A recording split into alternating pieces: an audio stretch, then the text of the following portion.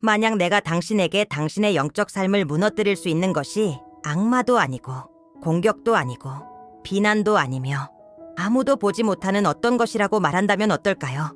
많은 사람들이 자신이 하나님으로 충만하다고 말하지만 그들 안에는 조용한 적이 살고 있습니다. 그는 소리치지 않습니다. 스캔들을 일으키지도 않습니다. 강단에 나타나지도 않습니다. 하지만 조금씩 임재를 말려버립니다. 불을 꺼버립니다. 그리고 능력을 공허함으로 바꿔버립니다.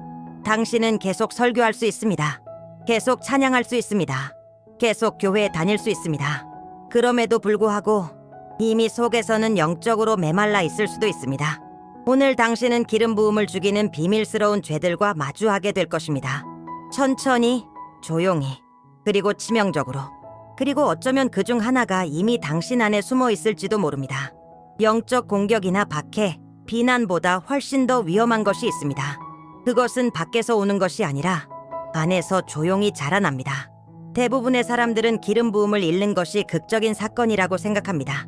공개적인 스캔들, 눈에 보이는 추락, 모두 앞에서 드러난 실수. 그러나 거의 대부분은 그렇지 않습니다. 기름 부음은 소리를 내며 떠나지 않습니다. 조용히 물러납니다.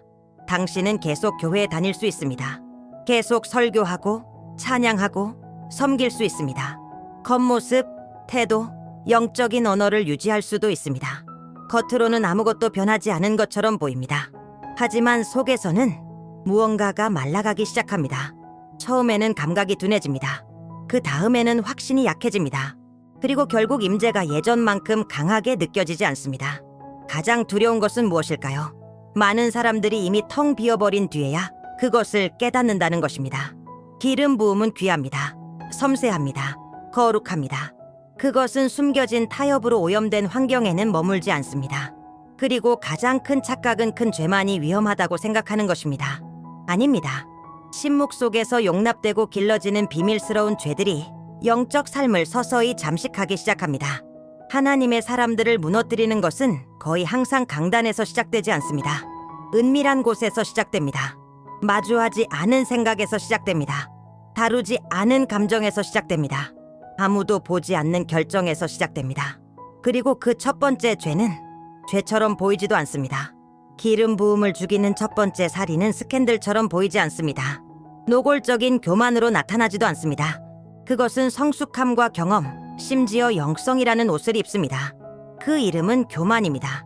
하지만 과시하는 교만이 아닙니다. 이렇게 말하는 조용한 교만입니다. 나는 이미 알아. 그건 나에게 해당되지 않아. 나는 그 단계를 이미 지나왔어. 그것은 교정을 거부합니다. 책임을 지는 것을 피합니다. 대면을 거절합니다.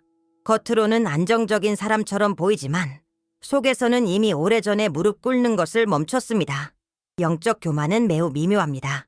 어떤 사람이 계속 설교하고 가르치고 조언할 수 있도록 허용합니다. 그러나 그 사람이 가르침을 받거나 교정받거나 다듬어지는 것은 더 이상 허용하지 않습니다. 그리고 사람이 배우는 능력을 잃으면 사용되는 능력도 잃기 시작합니다. 기름 부음은 겸손의 환경에서 흐릅니다. 성령은 높은 자리 위가 아니라 상한 마음 위에 머무십니다. 하나님은 연약하고 불안하고 불완전한 사람들을 사용하십니다. 그러나 스스로 충분하다고 생각하는 교만한 사람들과는 일하지 않으십니다. 교만은 보이지 않는 문을 닫습니다. 하나님의 지시를 막아버립니다. 확신을 저항으로 바꿔버립니다. 그리고 가장 위험한 것은 사람이 모든 것이 괜찮다고 믿게 만든다는 것입니다. 그 사이의 감각은 점점 둔해집니다. 의존은 사라집니다. 임재는 멀어지기 시작합니다. 왜냐하면 교만이 있는 곳에서는 은혜가 물러나기 때문입니다. 그리고 교만보다 더 조용한 것이 하나 더 있습니다. 많은 사람들이 깨닫지 못한 채 마음에 품고 있는 것. 소리도 내지 않고 스캔들도 일으키지 않으며 때로는 정당해 보이기까지 하는 죄가 있습니다. 그것은 상처에서 태어납니다. 기억 속에서 자랍니다. 그리고 조용한 손님처럼 마음에 자리 잡습니다. 그 이름은 원망입니다. 누군가가 당신을 상처 입혔습니다. 누군가가 당신의 신뢰를 배신했습니다. 누군가의 말이 당신의 영혼을 깊이 찔렀습니다. 겉으로는 당신이 말했습니다. 괜찮아요. 그리고 계속 섬겼습니다. 계속 웃었습니다. 계속 예배했습니다. 하지만 속에서는 그것을 붙잡고 있었습니다. 원망은 저장된 독입니다. 즉시 죽이지는 않습니다. 그러나 천천히 오염시킵니다. 먼저 가벼움을 빼앗습니다. 그 다음에는 마음을 굳게 만듭니다. 그리고 결국 영적 감각을 막아버립니다. 당신은 하나님의 음성을 덜 듣기 시작합니다. 임재는 더 이상 예전처럼 달콤하지 않습니다. 예배는 깊이를 잃습니다. 그리고 당신은 그 이유를 이해하지 못합니다. 용서하기를 거부하는 상처 입은 마음은 기름 부음이 머물기 어려운 환경이 됩니다. 성령은 원한이 길러지는 공간에 거하지 않으십니다. 그분은 거룩하십니다. 그분은 섬세하십니다. 많은 사람들이 더 큰 능력을 구하지만 용서를 풀어주기를 거부합니다. 제단에 불을 원하지만 마음에는 죄를 쌓아둡니다. 원망은 마음 안에 그림자를 만듭니다. 그리고 지속적인 그림자가 있는 곳에서는 빛이 약해집니다. 어쩌면 아무도 당신이 무엇을 짊어지고 있는지 모를지도 모릅니다. 아무도 숨겨진 아픔을 알아채지 못할지도 모릅니다. 그러나 하늘은 보고 있습니다. 그리고 이것이 다루어지지 않는 동안 어떤 것은 계속 막혀 있을 것입니다. 하지만 모든 것이 항상 큰 상처에서 시작되는 것은 아닙니다. 때로는 작은 타협에서 시작됩니다. 모든 추락이 큰 결정으로 시작되는 것은 아닙니다. 많은 경우 겉보기에는 무세해 보이는 것에서 시작됩니다. 작은 타협, 이번 한 번만, 용납된 생각, 마주하지 않은 태도. 이렇게 해서 영적 죽음이 다가옵니다. 조용한 발걸음으로. 어느 날 갑자기 하나님에게서 멀어지기로 결심하며 깨어나는 것은 아닙니다. 단지 예전에는 경계하던 부분에서 조금씩 느슨해질 뿐입니다. 예전에는 마음에 걸리던 것이 이제는 그렇게까지 거슬리지 않습니다. 예전에는 강한 확신을 주던 것이 이제는 과장처럼 느껴집니다. 부적절한 대화, 의심스러운 콘텐츠, 반쪽짜리 진실, 당신이 해서는 안 된다는 것을 알면서도 하는 선택. 아무것도 심각해 보이지 않습니다. 아무것도 급해 보이지 않습니다. 그러나 작은 타협 하나하나가 영적 저항력을 약화시킵니다. 문제는 행동 그 자체만이 아닙니다. 마음속 허용에 있습니다. 하나님이 이미 책망하신 것과 협상하기 시작하면 당신 안에 무언가가 점점 굳어지기 시작합니다. 기름 부음은 순결 속에서 꽃 피웁니다. 그것은 정직함의 환경에서 숨쉽니다. 그러나 섞임이 있을 때 조금의 순종과 조금의 타협, 임재는 숨이 막히기 시작합니다. 당신은 계속 기능할 수 있습니다. 그러나 더 이상 흘러가지는 않습니다. 작은 타협의 가장 위험한 점은 그것들이 쌓인다는 것입니다. 오늘 당신이 용납한 것이 내일은 당신을 지배하기 시작합니다. 하지만 많은 사람들은 이미 더 깊은 것을 바꿔버렸다는 사실을 깨닫지 못합니다. 하나님의 방향 대신 사람들의 인정을 선택했습니다. 수많은 영적 삶을 무너뜨린 매우 미묘한 함정이 있습니다.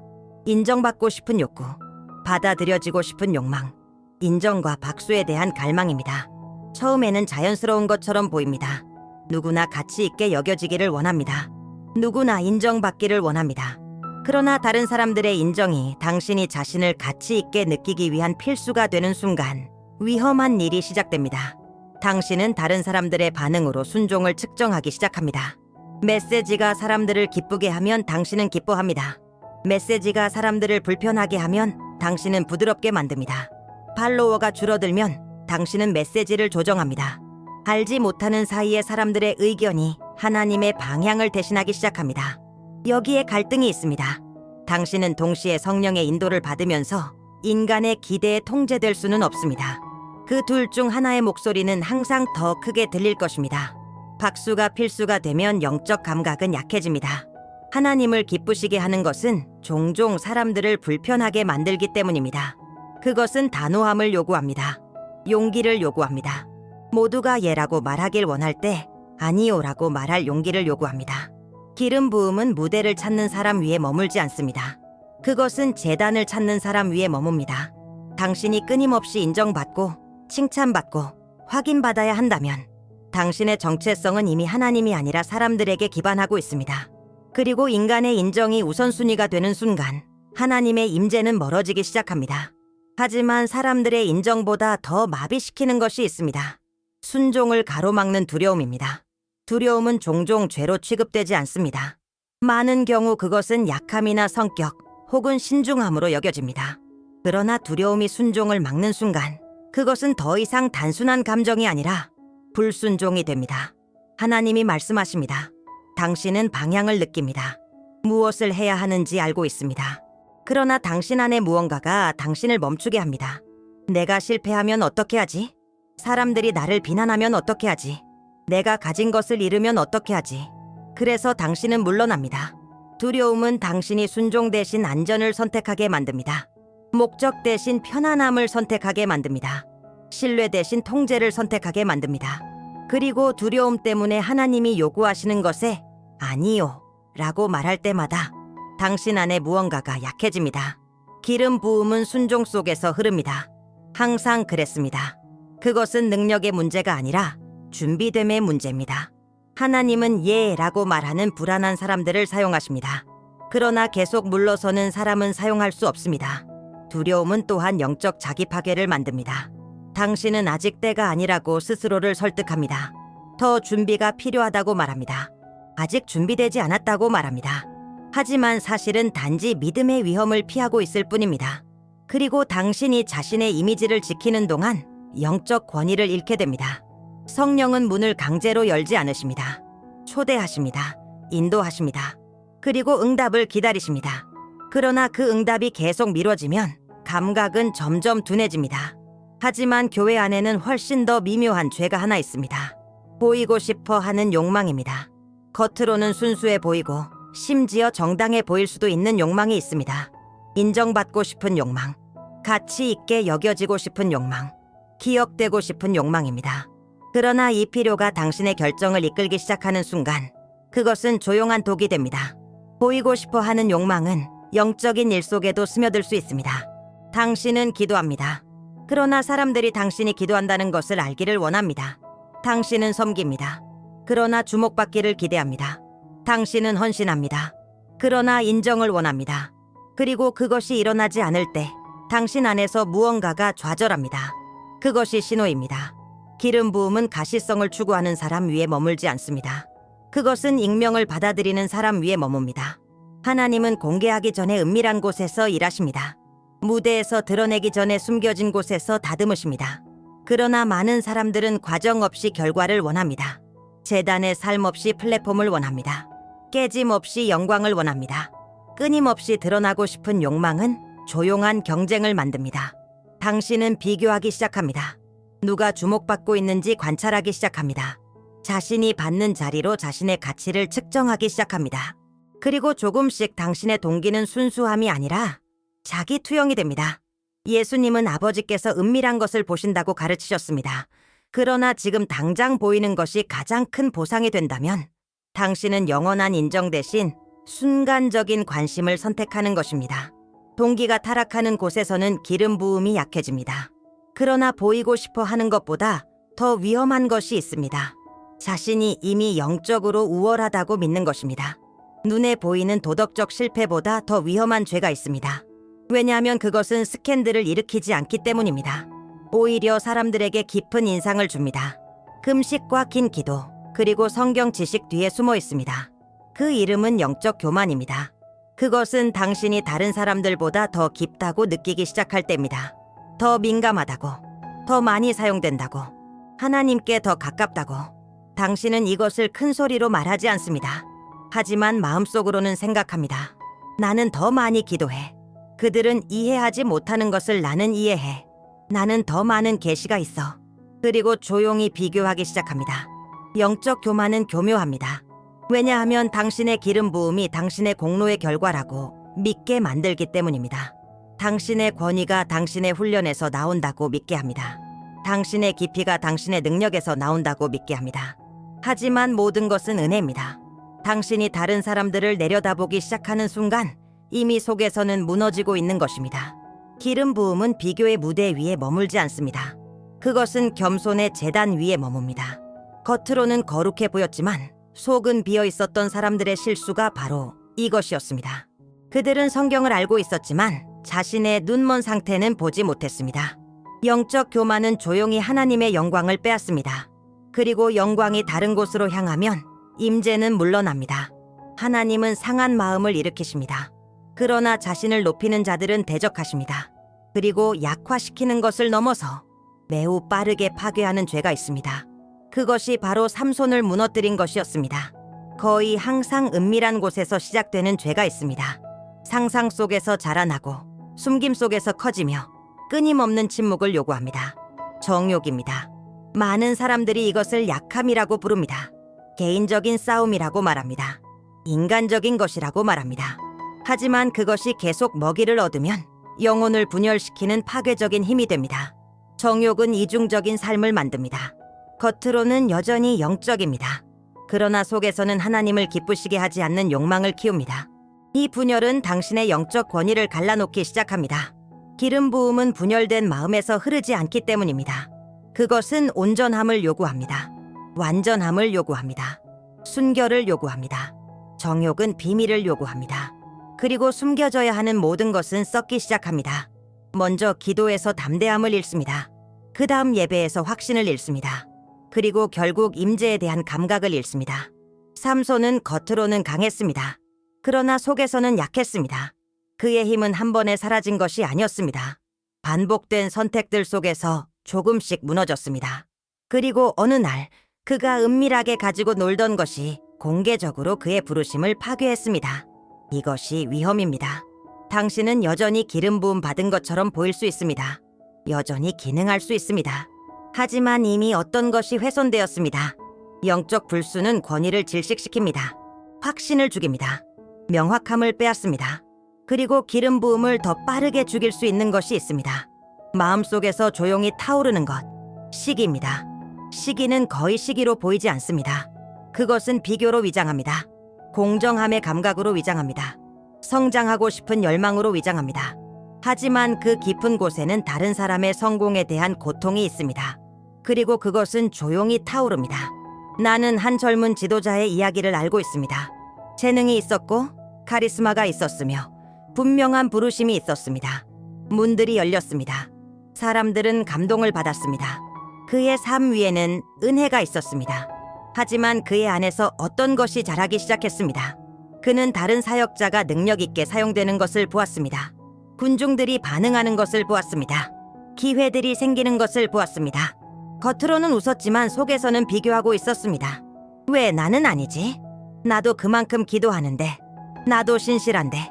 비교는 경쟁이 되었습니다. 경쟁은 원망이 되었습니다. 원망은 조용한 비판이 되었습니다. 어느 날 밤 큰 집회에서 그는 사역하기 위해 올라갔습니다. 그러나 아무 일도 일어나지 않았습니다. 흐름이 없었습니다. 느껴지는 임재가 없었습니다. 권위가 없었습니다. 그는 같은 말을 했습니다. 같은 구절을 사용했습니다. 하지만 무언가가 없었습니다. 나중에 그는 깨달았습니다. 시기가 감사함을 질식시켰다는 것을. 그리고 감사가 죽으면 기름 부음도 함께 죽기 시작합니다. 하나님은 경쟁하는 마음에 기름 부으시지 않습니다. 하나님은 기뻐하는 마음에 기름 부으십니다. 시기는 기쁨을 빼앗고 정체성을 왜곡하며 동기를 오염시킵니다. 그리고 마지막 죄는 더욱 위험합니다. 왜냐하면 그것은 정당해 보이기 때문입니다. 위장된 불순종입니다. 이것이 가장 위험한 죄입니다. 왜냐하면 반역처럼 보이지 않기 때문입니다. 논리처럼 보입니다. 신중함처럼 보입니다. 심지어 영적인 것처럼 보입니다. 그것은 정당화된 불순종입니다. 하나님은 분명하게 말씀하십니다. 방향을 주십니다. 책망하십니다. 가르치십니다. 그러나 즉시 순종하는 대신 당신은 논쟁을 시작합니다. 하나님은 내 상황을 이해하실 거야. 꼭 그렇게까지는 아닐 거야. 그분이 그렇게 말씀하신 건 맞지만 상황이 달라.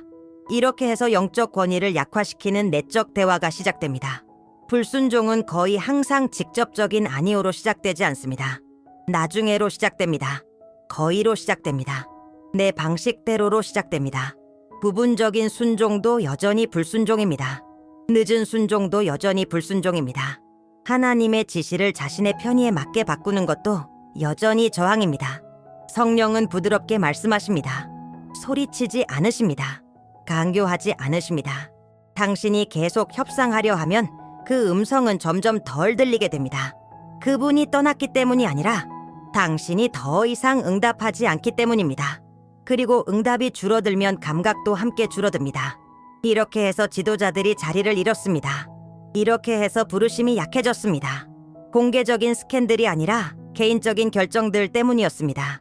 정당화된 불순종은 보이지 않는 막힘을 만듭니다. 그리고 가장 두려운 것은 많은 사람들이 여전히 활동하고 있지만 이미 정렬에서 벗어나 있다는 것입니다. 나 역시 기름 부음이 침묵했던 밤을 경험했습니다. 그리고 나는 그것을 결코 잊지 못합니다. 내 삶을 영원히 바꿔놓은 밤이 있었습니다. 나는 지쳐 있었습니다. 감정적으로 완전히 소진된 상태였습니다. 내가 깊이 신뢰했던 누군가가 나를 상처 입혔습니다. 그 말들은 거칠었습니다. 실망은 깊었습니다. 나는 반응하지 않았습니다. 맞서지 않았습니다. 드러내지도 않았습니다. 그저 마음속에 담아두었습니다. 나는 계속 섬겼습니다. 계속 설교했습니다. 계속 웃었습니다. 하지만 오달에 숨겨진 무거운 짐처럼 그 상처를 조용히 짊어지고 있었습니다. 며칠 후 큰 집회에 갔습니다. 강당은 가득 차 있었습니다. 사람들은 갈급했고 기대가 공기 속에 있었습니다. 나는 성경을 손에 들고 강단에 올라갔습니다. 하지만 무언가 달랐습니다. 나는 말하기 시작했습니다. 그리고 공허함을 느꼈습니다. 말은 나왔지만 무게가 없었습니다. 목소리는 강했지만 임재가 없었습니다. 기도했지만 흐름이 없었습니다. 마치 말라버린 폭포 아래에 서 있는 것 같았습니다. 아무도 몰랐습니다. 하지만 나는 알고 있었습니다. 집회를 마치고 나는 곧장 조용한 장소로 갔습니다. 문을 닫고 무릎을 꿇었습니다. 그리고 내가 숨겨두었던 그 고통이 마침내 터져나왔습니다. 그때 침묵 속에서 분명히 깨달았습니다. 나는 성령을 잃은 것이 아니었습니다. 하지만 나의 쓴 마음이 그분의 나타나심을 슬프게 했던 것입니다. 나는 입으로는 용서했지만 마음으로는 용서하지 않았습니다. 그리고 그곳에서 부서진 채로 깨달았습니다. 기름 부음은 비워지기를 거부하는 마음을 통해서는 흐르지 않는다는 것을. 하지만 돌아오는 길이 있습니다. 그리고 그것은 하나의 결단에서 시작됩니다. 기름 부음이 약해졌다면 회복될 수 있습니다. 하지만 돌아오는 길은 강단에서 시작되지 않습니다. 은밀한 곳에서 시작됩니다. 첫째, 올바른 이름으로 부르십시오. 부드럽게 포장하지 마십시오. 정당화하지 마십시오. 그것이 단지 한식이나 어려운 순간이라고 말하지 마십시오. 죄라면 죄라고 부르십시오. 하나님 앞에서의 정직함이 회복의 문을 엽니다. 둘째, 자신을 낮추십시오. 기름 부음은 계속 자신을 방어하는 사람에게 돌아오지 않습니다. 그것은 자신을 내어 맡기는 사람에게 돌아옵니다. 상한 마음은 다시 임재를 끌어옵니다. 셋째, 빨리 용서하십시오. 상처를 정체성처럼 붙잡지 마십시오.